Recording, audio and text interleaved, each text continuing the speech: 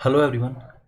मेरा नाम है अनुराग शर्मा और ये है कैम्ब्रिज आइल्स 1 की रीडिंग 4 का फर्स्ट पैसेज, जिसका नाम है glass capturing the dance of light. इसके हम आज एनालिसिस करेंगे। सबसे पहले हम जल्दी से इसके आंसर्स चेक करेंगे। 1 का है 8, सेकंड का है 1, थर्ड का 9, फोर्थ इज 3, 5 का है 6। फ्रॉम 6 to 13 आंसर्स आर 6 का आ सकता है मोल्टन ग्लास या रिबन ऑफ ग्लास या मोल्टन ग्लास रिबन। सेवंथ का है बेल्ट ऑफ स्टील या स्टील बेल्ट या मूविंग बेल्ट। एट्थ का है लाइट बल्ब माउल्ड्स, माउल्ड्स अकेला भी आ सकता है। नाइन्थ का है ए, टेंथ इज बी, 11 ए, 12 सी और 13 का भी है ए। तो हम जल्दी से आएंगे क्वेश्चन नंबर 1 पे। तो यह list of headings. Paragraph B का लिस्ट ऑफ हेडिंग है 8, जो है exciting innovations in fibre optics. Fibre optics में एक्साइटिंग इनोवेशंस, इनोवेशंस क्या होते हैं? कुछ नयापन, something new is happening in fibre optics. इसके लिए हम जाएंगे पैराग्राफ बी के बिल्कुल लास्ट में, सेकंड पेज पे आ जाएंगे। तो अगर लास्ट लाइंस हम पढ़ें, it is the surge in fibre optic use and in liquid crystal displays that has set the US glass industry. A $16 billion business employing some 150,000 workers to building new plants to meet demand. So वो यहाँ exciting new innovations को वो किस चीज़ से link कर रहा है? New plants कह रहा है वो हम लगा रहे हैं, यूएस में लग रहे हैं डिमांड को मीट करने के लिए। तो ये है नई कुछ फाइबर ऑप्टिक्स में कुछ नई इनोवेशंस हो रही हैं with the help of new plants जो लग रहे हैं। ठीक है, ये आ गया हमारा आंसर नंबर 1। इसके बाद हम जाएंगे क्वेश्चन नंबर 2 पे, जो है पैराग्राफ सी। इसका हेडिंग है फर्स्ट। फर्स्ट था हमारा growth in the market of glass crafts.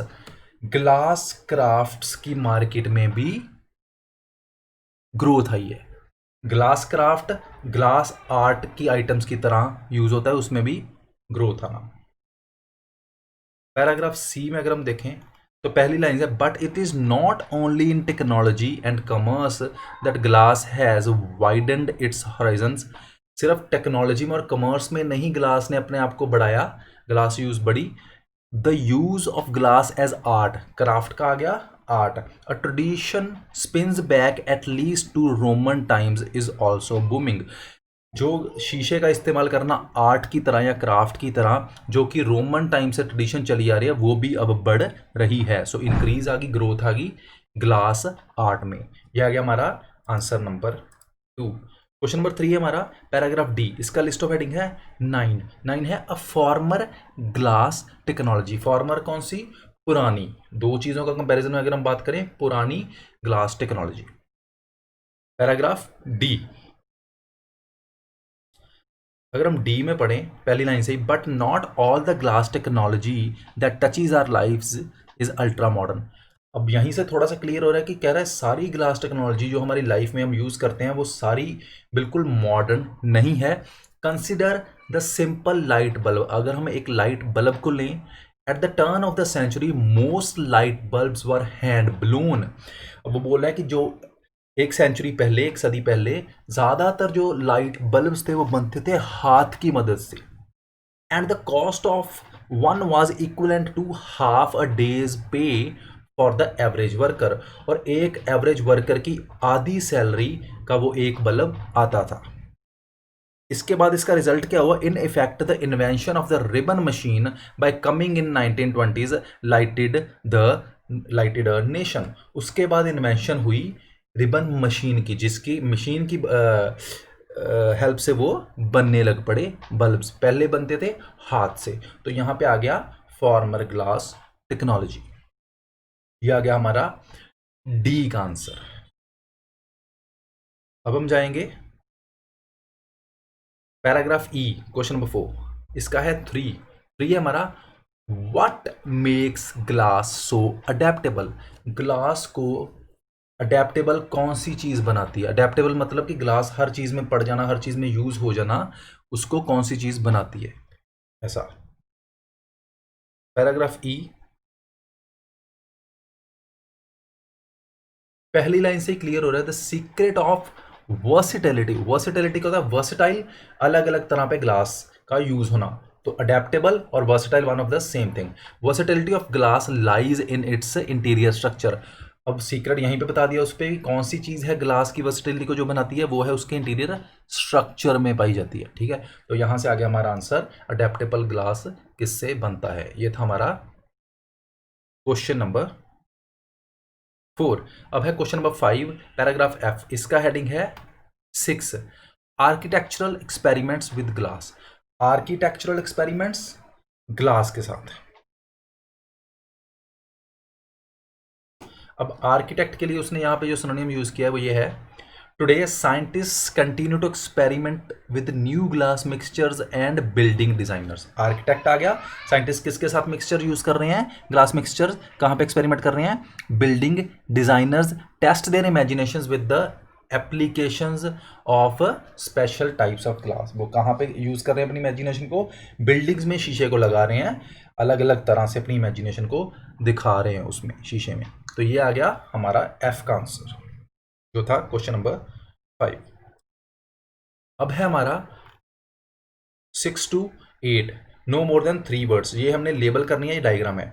तो ये हम पहले मैं आपको समझाता हूँ। देखिए, ये कुछ चीज़ ऊपर से डल रही है, ये कुछ होल्स बने हुए हैं, ये नीचे ये है कुछ कुछ चीज़ के खाके बने हुए हैं। ठीक है, और ये एक चीज़ जो एरो बना हुआ है, ये चीज़ इस तरफ मूव कर रही है। सो ये जो चीज़ ऊपर से आ रही है, समथिंग लिक्विड स्टफ, ये है मोल्टन ग्लास। मोल्टन मतलब पिघला हुआ शीशा ऊपर से ऐसे गिरता है, बेल्ट इस तरफ मूव करती है, और यह है बेल्ट। जो ये चीज़ बोली गई है, यह है बेल्ट ऑफ स्टील या स्टील बेल्ट। ठीक है, शीशा ऐसे उसके ऊपर गिर रहा है, और ये जो होल्स की तरह, होल्स में से ग्लास होके नीचे जा रहा है माउल्ड्स में। तो ये क्या है हमारे 8 आ गया हमारा लाइट बल्ब माउल्ड्स। ये खाके हैं और उसमें वो शीशा ऐसे जाके पड़ता है और वो एक बल्ब की शेप ग्लास ले लेता है। ठीक है, इसके लिए अगर हम देखें तो इसकी लेबलिंग है पैराग्राफ डी में ही, जहां पे फॉर्मल टेक्नोलॉजी बताई थी।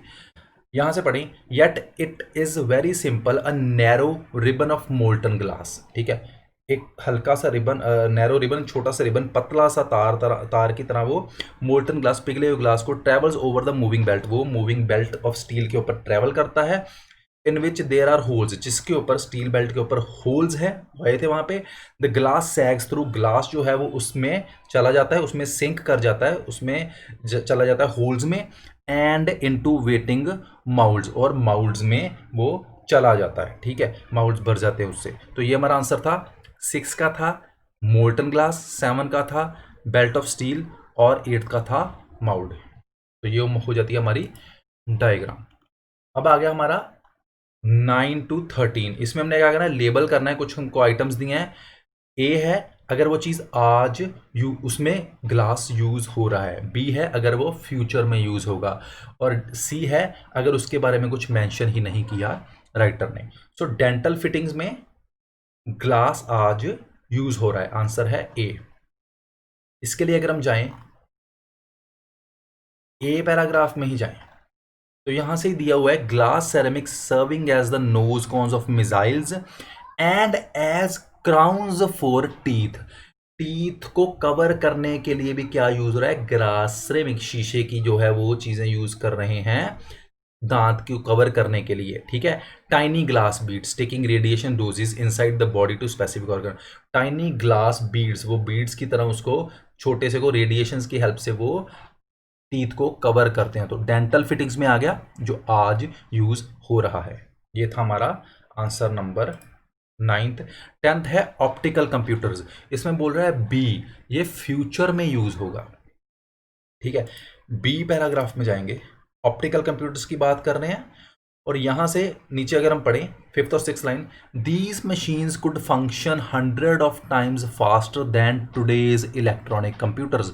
ऑप्टिकल कंप्यूटर्स की बात कर रहा है, शीशे के कंप्यूटर्स जो हैं, अगर वो कह रहा है कि ये मशीन्स यूज फंक्शन कर सकती हैं 100 गुना तेज किससे?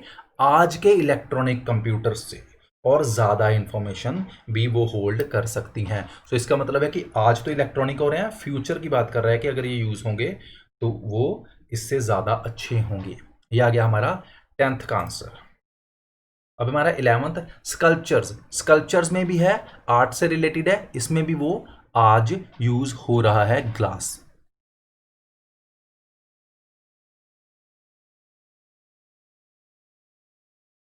डी सी पैराग्राफ में जाएंगे, यहाँ पे आर्ट और क्राफ्ट की बात हुई थी ग्लास की, तो यहीं से क्लियर है।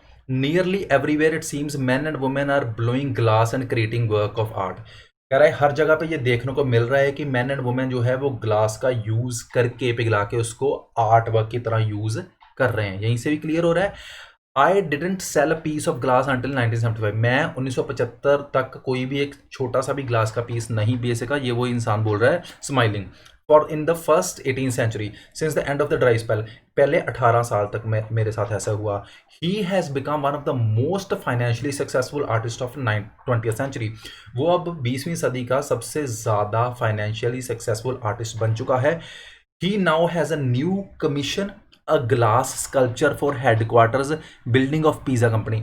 अब वो उसके पास एक नया कमीशन है, नया ऑर्डर है एक ग्लास स्कल्पचर बनाने का पिज़्ज़ा कंपनी के हेडक्वार्टर्स के लिए। सो स्कल्पचर्स में वो यूज हो रहा है।